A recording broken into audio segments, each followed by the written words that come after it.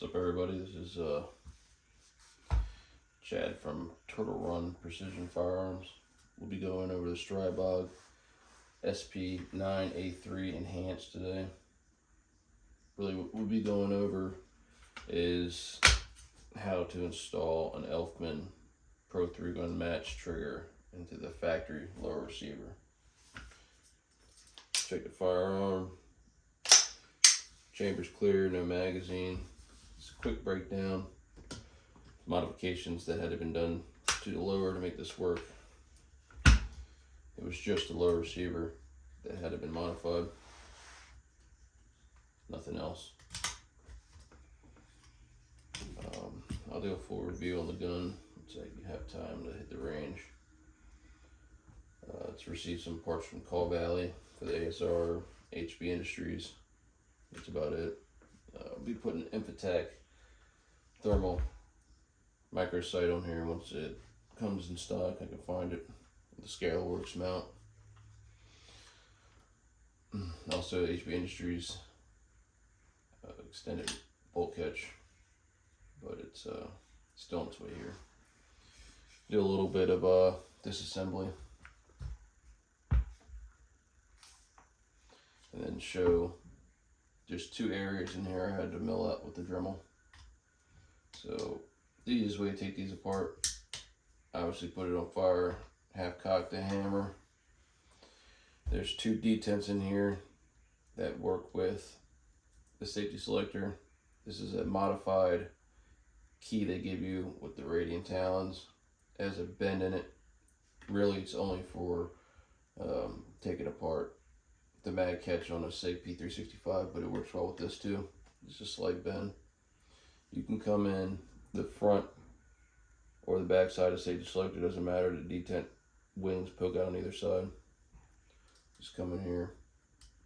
Once you feel the spring going up and down, you know you're on it. Push it down all the way, push out. I always start with the right side first. And you just gotta pry on it a little bit. It comes out. It helps if you use another tool, but normally I can get it with my hand. Just kind of shimmy it because it locks in with the left side as well. Guess I'm gonna have to eat my words on that and use the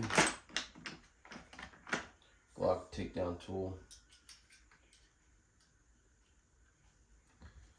Just put it on the lip in between the two parts that connect. Again, find the detent wing, push down on it, pop it out. That's a one side. Kind of works just like the ambidextrous safety on CZ B09, how it goes together. Just captured by the detent. The next side's easy. Once you get that side out, you shouldn't need a tool to push it out. Just push down on the detent all the way. Pop it out a little bit, and you hear it click, and just come out. Now, assembly, disassembly, and reassembly, it's easier to take these detents out. Sometimes they'll get caught up on the fire control group housing. I just pop them forward. They'll come out with the fire control group. Rest the bolt catch forward, just pull straight up. There's two springs in there. They're not really that small, but you don't want to lose them, so just keep it pointed up. Just dump the two detents out. They'll come out. This is what they look like. They could have made the housing a little bit different. Could use a higher spring rate. Had the spring a little bit shorter, so these actually sat in the housing. They kind of just sit on top of the springs. Sometimes it's the pain to get them in and out. But this is a factory Grand Power fire control group end pins. The only thing that's changed from the factory is the Elftmann hammer and the Elftmann trigger. That's it. Nothing else is modified with those components.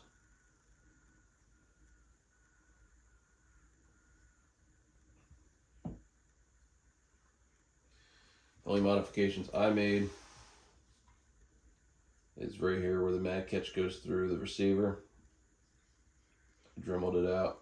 I made a little, maybe like a 32nd of an inch, and 1/16 of an inch down here to give the hammer more room.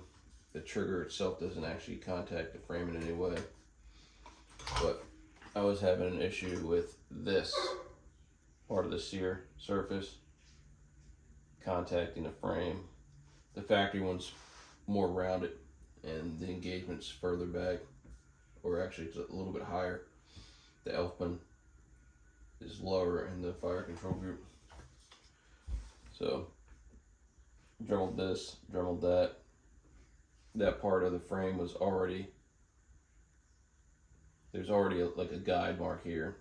I don't know if for whatever reason they use these frames for like the 45 or 10 mil, that this part's already taken out, but I didn't want to open the bottom of the frame at all. See, there's no marks, nothing. So I just put a little relief in here, like a 1/16 of an inch deep, cleaned it out, beveled this. And then the AR-15 trigger works perfectly fine, no issues. The safety's a little tight, but I didn't want to mess with where the safety goes on here. There's a little bit of play, which is fine, but after a while, I'm pretty sure this metal will wear into the safety selector a little bit, and it'd be like super smooth. But this gun has one round on it, literally. I only shot it once, suppressed, just to hear how loud it was. But reassembly is the same as taking it apart, just in reverse. So you just want to make sure these springs are up. Like I said, this trigger's not necessarily made for this, so these springs sit a little bit more farther back towards the rear of the fire control group. So I normally just massage them just a little bit, and then I want to try to get them as forward as possible because they're not going to slide. But you can see through here, right through the side. You can always pick up on this leg as you push down, and then this leg you really have no choice but to come up from the top. Can't even see it. You don't. There it goes. Just make sure the spring didn't come through the hole where the trigger goes. And it's totally flat. Before this part, when you would have it like this, it would be flat, no problem. When you go and reset the hammer to the beginning position, it would push the front of this up in the air and put more tension on the safety selector, and it's super hard to put to fire and safe. But now you put it down, and just with the spring tension, that's just from the trigger spring, but it's flat. So once you're done doing that, let's go reassemble the safety. You can use the bolt catch as to stop it from flying all the way up, but you just want to just hold it down, put your detents in. These are a pain, like I said, to line up because for whatever reason they sit right on top of the springs.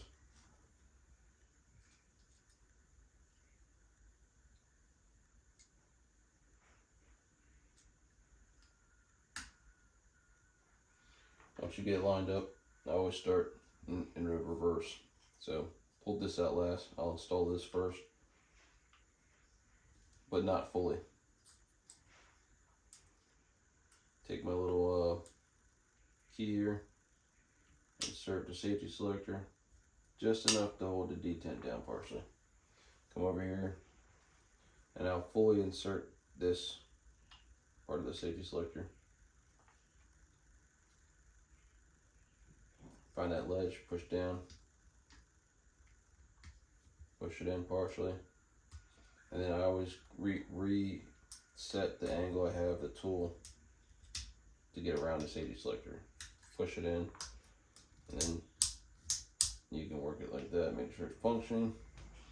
And then you want to verify, okay, I have it on fire. This side you want on fire because you don't want to have this side on safe, and then when you put this on safe, it'll be sticking up in the air.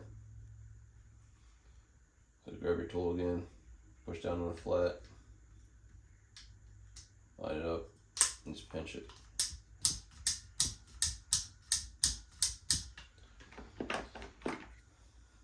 We'll put a little bit of lube on the back or the safety meets the metal, so it'll be a little bit smoother.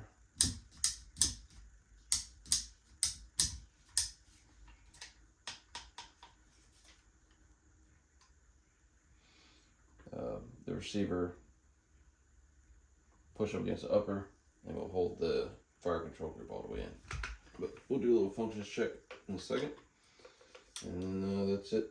Once I put an optic on this, get to the range, I'll shoot another video. I just never really saw any videos on the enhanced version. Air flux clearing in. Nice audible reset. It's unsafe.